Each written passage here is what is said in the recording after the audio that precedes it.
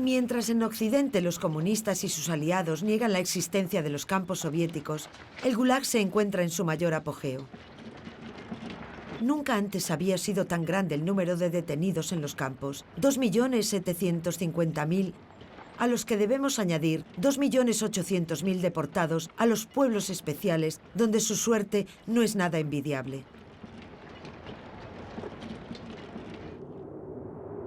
Las mayores concentraciones de campos se sitúan, igual que en los años 30, en la inmensa región de Kolyma, donde más de 200.000 detenidos sufren en las minas de oro, de estaño, de cobalto, de wolframio y de uranio, indispensables para el desarrollo de una industria de armamento en plena expansión. La región de Norilsk, más allá del Círculo Polar, al norte de Siberia, reúne a cerca de 800.000 detenidos, encargados principalmente de la explotación de níquel, un mineral altamente estratégico. Entre las otras regiones con una gran concentración de campos se encuentra la región Vorkuta-Pechora, que cuenta con unos 200.000 detenidos que trabajan en las minas de carbón y en las obras de construcción de vías férreas.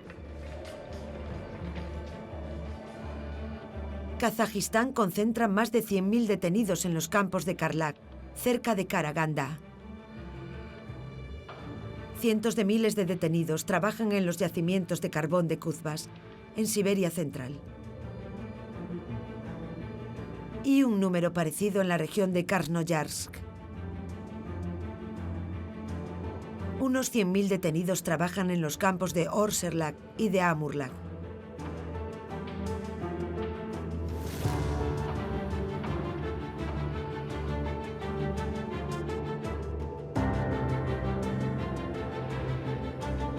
Entre las nuevas obras iniciadas después de la guerra y puestas en marcha por los prisioneros del Gulag, se encuentra el descabellado proyecto ideado por Stalin, una vía férrea para conectar, después del Círculo Polar, el Ural y el río Yenisei.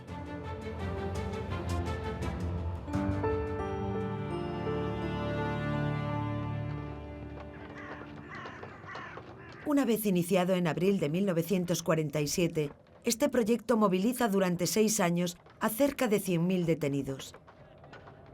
La vía férrea atraviesa miles de kilómetros de extensiones pantanosas despobladas, donde la temperatura media es de 50 grados bajo cero.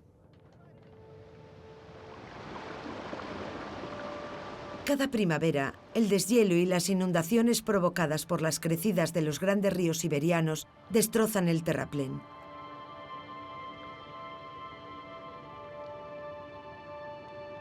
A finales de marzo de 1953, abandonan el proyecto. Este boceto de línea ferroviaria entra en la historia bajo el nombre de la Vía Muerta.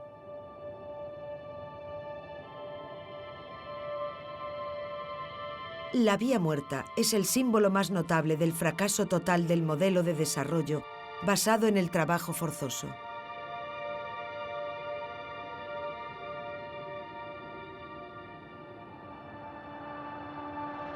Los zec son quienes construyen los campos del Gulag. También construyen las carreteras que conducen a ellos y los pueblos que las rodean. Durante los tiempos de construcción, los zec duermen en tiendas o en guaridas de lobos, es decir, hoyos grandes en la nieve.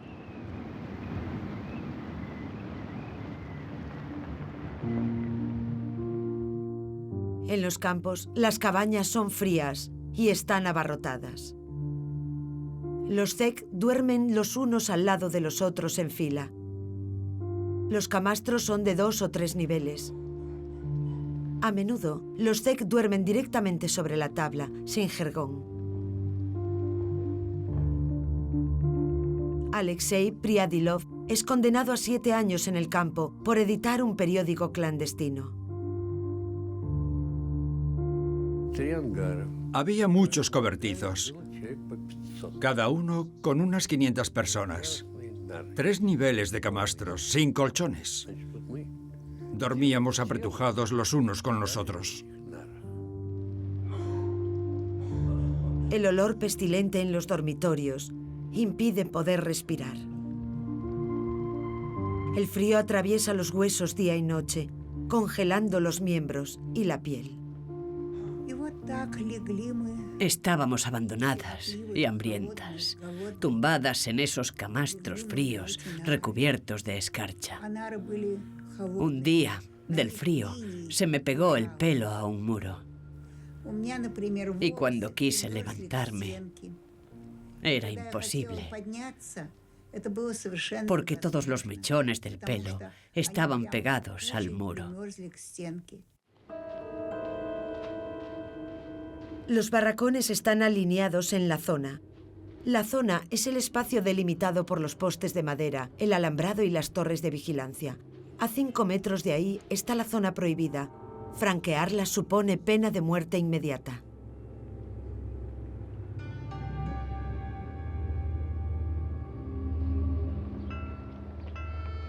Las calles del campo están hechas con tablas para no caminar por el barro en primavera y en otoño. En el centro del campo, cerca del portón, normalmente hay una gran plaza para pasar lista a los prisioneros del campo 2 veces al día. Agotamiento, frío, hambre, violencia, robos, chantajes, acusaciones, deshumanización, humillaciones. Las condiciones de la vida diaria de los zec en el Gulag forman una letanía de heridas y sufrimientos. La comida. La obsesión de todos los zec. Las provisiones por los posibles riesgos que pueda haber llegan de manera irregular. Una vez que llegan las provisiones al campo, los jefes, los guardias, saquean la comida y se esconden para servirse los primeros. Los robos y la corrupción son habituales. ¿Qué le queda a los zec? Una sopa infame con restos flotando, llamada balanda.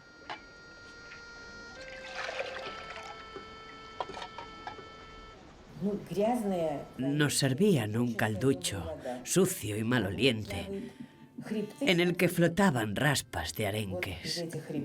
Evidentemente se habían comido ya la carne del arenque y solo nos quedaban las raspas. A veces nadaban tallos de col por el líquido. Nos daban un trozo de pan, un trozo de 800 gramos, pero ese pan tenía paja, mondas de patatas y a saber qué más.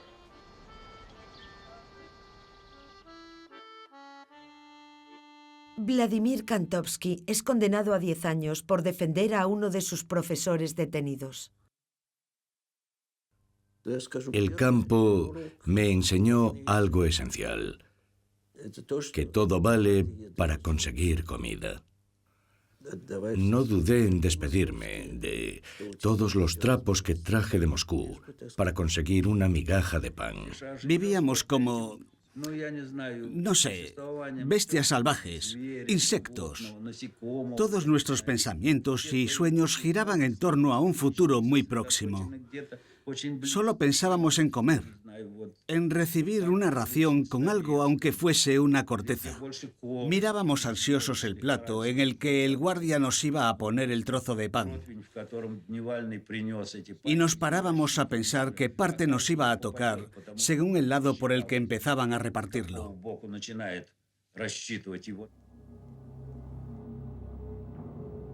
En el campo reina la violencia extrema, arrasando con las reglas morales. Todo se rige por la ley del más fuerte. Prima el mal absoluto. El guardia te daba patadas y no te hacía daño. Era como si golpeasen una mesa. Ya no sentíamos nada, nuestros sentidos estaban atrofiados. En el Gulag, la barbarie garantiza la supervivencia y elimina la solidaridad. La fuerza física se convierte en la fuerza moral, escribe Barlam Shalamov, deportado a Kolimá durante 14 años, y menciona los 3 mandamientos vitales del zec. No te enorgullecerás de nadie, no le tendrás miedo a nadie y no le pedirás nada a nadie. Una no podía bajar de su camastro y la otra no podía subir. ¿Cómo íbamos a ayudarnos? Juliusz Margolin, un escritor polaco que pasa 5 años en el campo, dice: en el campo no teníamos ni el deseo ni la posibilidad de salvar al resto. Estábamos muy ocupados con nosotros mismos. La filantropía en el campo es como agua de colonia derramada sobre un matadero.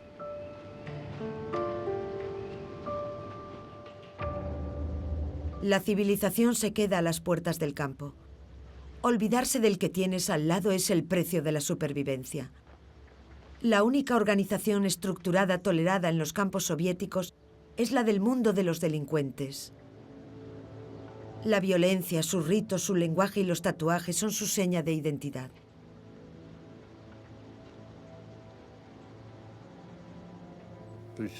Los delincuentes vivían muy bien en el campo.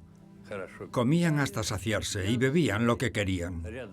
No muy lejos estaban los campos de mujeres. A veces veíamos a algunas en sus camastros.